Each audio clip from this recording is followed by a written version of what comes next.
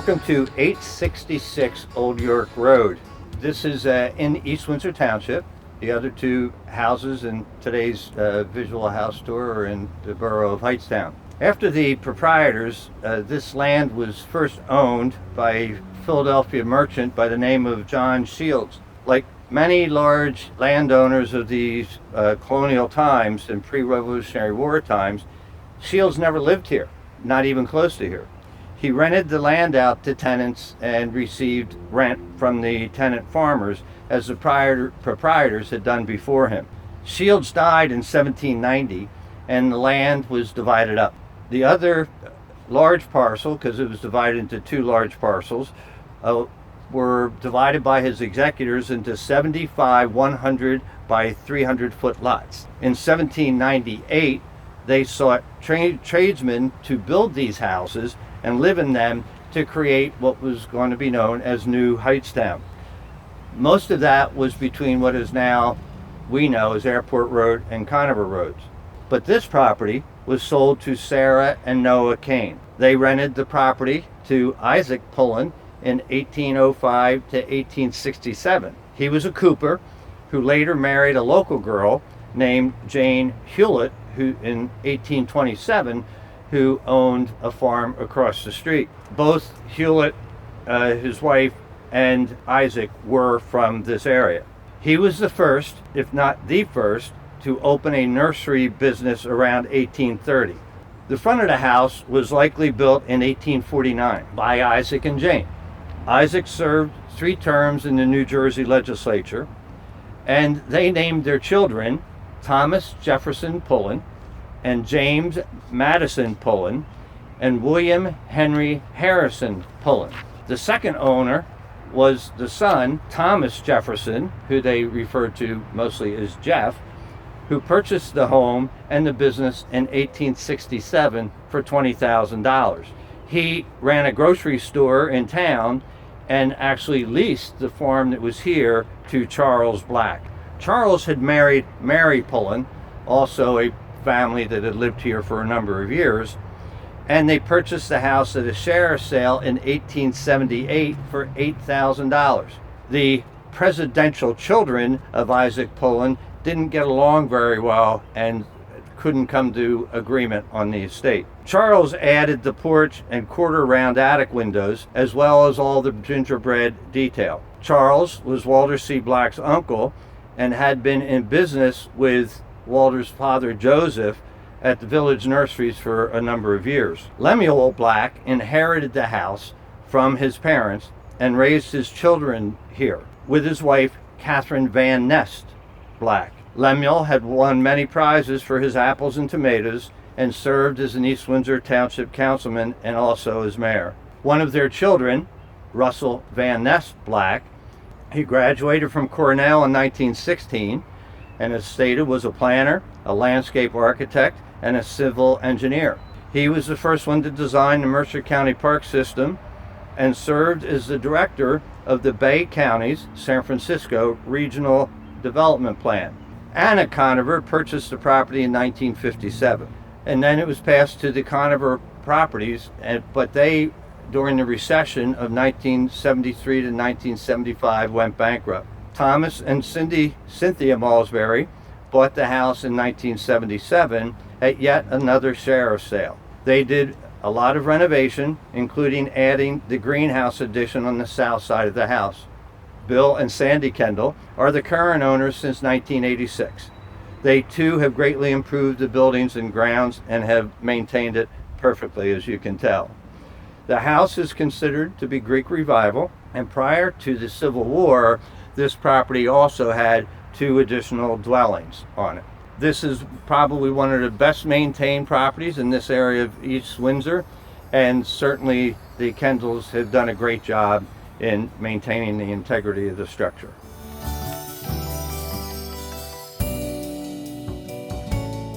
Hello, my name is Bill Kendall.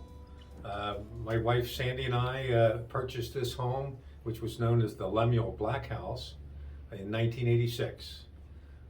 It's a Victorian farm home that we both love and enjoy, and we've done many things over the years. We just come in the main entranceway here to our lovely front porch, which is a very seasonal porch. It faces particularly to the east, which means afternoon sun. It's kind of a tradition with an old farmhouse that farmers always work in the morning, so in the afternoon the sun and the shade is appreciated. It's well appointed. We have a lot of wonderful furniture there to enjoy. This is the main center hall of our home. You may notice some of the special moldings. The house has been anointed with many special moldings, and we really enjoy being here. This is our living room. Probably was the biggest reason that my wife wanted to buy this house, because she loved the appointments of the moldings and the formality of the room. And we do have some period pieces to kind of match the time frame of the house. A piece to my right here is a French piece that we purchased up in the Lambertville, New Hope area many years ago, French Provincial. It's an applewood piece that we greatly enjoy. One of the things that's also unique are the fireplaces with the marble that surround the fireplaces, which I'm told, because of the coloring of the marble, that it's a high quality, probably from South America. But there's a main fireplace here in the living room, as well as the dining room. This is the dining room. This is my favorite room, as opposed to my wife's favorite in the living room. The living room, if you notice the moldings, it's more of an Italianate type style. This is a federal style in the dining area. Again, a lot of pieces. We have a Louis XIV hutch that we purchased years ago, another from Harrods. A lot of artwork too. We particularly enjoy our pictures, and the fireplace again keeps it nice and cozy. In the wintertime, a nice built-in hutch, and of course the chandelier. And this has just been a great room for family dinners and gatherings, Christmas time, Thanksgiving. It's a great house to be kind of the family homestead for the holidays, and we greatly enjoy that with our family. This is a solarium that was an add-on. I believe this was a porch at one point, and the Malsbury family, who we purchased the house from back in '86, had done this addition. This is a particularly lovely room in the spring and the fall when the weather is comfortable and you're inside but you're outside. It's just a wonderful place for relaxation. There's some interesting things here with the wall. The siding was removed at this point in the house, and it shows the construction, which has a brick lining. That's the insulation that's in the house. And years ago, when these old houses were built, the brick that was farthest from the kiln, that really wasn't really a hard brick for building, was used as a softer brick for insulation. So it shows that. But it also shows something very interesting. There are stamps on the wood joists where the house is constructed. It's almost like it was built by numbers. It appears that most of the lumber to construct the house was probably cut off-site, but it was marked as it should be connected. So when the house was assembled back in 1849, the builders knew which pieces went where, and it's all coded. Very interesting. Nothing that you would have ever noticed until somebody took the siding off the side of the house. So lovely room. We enjoy this in the spring and in the fall. This is the kitchen, which is in the center of the house. Everybody always gathers in the kitchen, it seems, when you have company. This has had some upgrades to it. We remodeled the kitchen. The first remodel was about 25 years ago, with all new kitchen cabinets and appliances, refrigerator, and then did a second remodel maybe within the last 10 years, upgrading the countertop to granite and changing out a few appliances again. This is an area that was actually improved with a first addition to the house, originally built in 1849, but there was an addition in the early 1900s. It has a back stairway out of the kitchen that goes upstairs. It was in an era where families did not send the older folks to nursing homes. They stayed and lived with their kids. And so the addition was put on so that two families could actually share and stay here. It's a great location in the center of the house, and it's hard to really put put items in the kitchen because it has 5 doorways that exit all the different areas of the house, but truly the heart and soul of the center of the house. About 5 years ago, my wife and I decided we had to make a decision whether we were staying in the old farmhouse or if we were going to move on to a townhome, a gated community, something along those lines. And our love for the property and the house was so much we decided to stay, but to add an addition actually to the property. The downstairs addition added a master bedroom and also a master family room, which we'll show in a few moments. So this is the master bedroom, obviously on the first floor, right off of the kitchen.